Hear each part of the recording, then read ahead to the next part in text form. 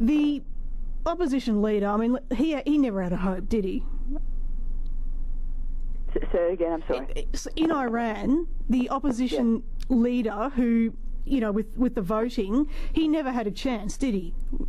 I mean, considering even if he got in, it's still the Ayatollah Khomeini who rules the roost anyway. Well, yes, that's true. And the people of Iran, especially our sisters in Iran, need to, first of all, pray, and then also exercise their goodness and their strength.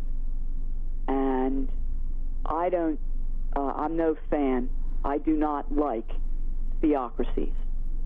Again, I see no difference between them and fascism. I don't see the difference, because there is not. Now, you can dress it up and bring roses, or you can have people tortured.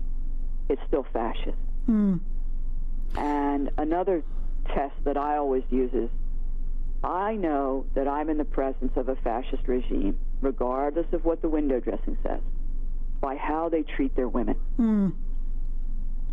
And when I see women as institutionalized second-class citizens, then I know I am in the presence of a fascist system. Well, the opposition leader in Iran, he claimed to be more liberal, and yet his wife, I mean, it was great that she was at the rallies and there were many people there, men and women, supporting, but here's two things in regards to that. Number one, the men and women of Iran who went to support the opposition, they were standing in separate crowds, men on one side, women on the other, and also the opposition leader's wife was there in full headgear, the chador. Oh, God, I didn't know that. Yeah. So, was he... I mean, it's great to say, oh, yes, he's liberal, he's going to bring all these new ideas, but really there's still those same old practices. Well, you're in an interesting area. We have a tremendous problem in this world, and it's not new. There is the huge chasm, the canyon between the enlightened and the others. And it is very hard at times to bring the others along. I have been on a one-woman campaign now for decades. Every Muslim woman here in the West that I see, I plead with them, please take that thing off your head. And for those who will hear me out, I say to them, you are imprisoned in your clothing because people have either criminal intent or criminal thoughts. If there are men who cannot control themselves over my hair or my knees, then put them in jail. Yeah. Do not imprison me in my clothing or in my mind. Well, there are some, and I agree with you there, but there are some women, some Muslim women, who would say, well, I'm doing it to show my faith and my sort of pledge my allegiance to Allah. I've heard that. Yeah. They've certainly said it to me, to which I say, but who made that the arbiter of your faith? Your heart is your faith. Rabbi Jesus said, by my deeds you shall know me.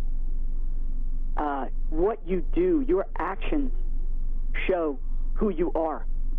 Queen Elizabeth I once said when her prime ministers were begging her for the billionth time to get married and have a child so that they could all retain their wealth, which rode on her power and her wealth, she finally tired of them threatening, and her main minister said, Burley said, but madam, you're at risk. You're at risk, and all could be lost. And she said, if I were thrown out of this castle in my petticoats, I would still be queen. And that's what we all need to think like. You are who you are. It's not what you wear. If you have an allegiance to God, your lack of a headdress or the presence of it is not the proof of that allegiance. But in the meantime, if somewhere in that culture, your very hair, what God gave you, your attributes, your beauty, your good qualities of heart, physicality, and intellectuality, if anybody makes you believe that they're a problem for someone, then that society has the problem, not you. And that has to be more important than somebody saying, well, when I wear this amulet, or when I wear this epaulet, or when I wear my headdress, I'm closer to God.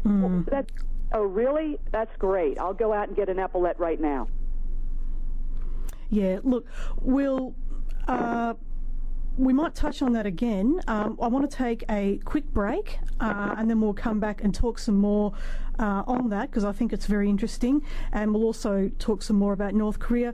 You're with me, Miss M. Good morning. It is great to have your company, and I'm talking to Wynne Alexander all the way from the US, and we're talking about some very important current issues this morning in regards to North Korea, and we're touching on Iran as well. Why not? It is very current and very important.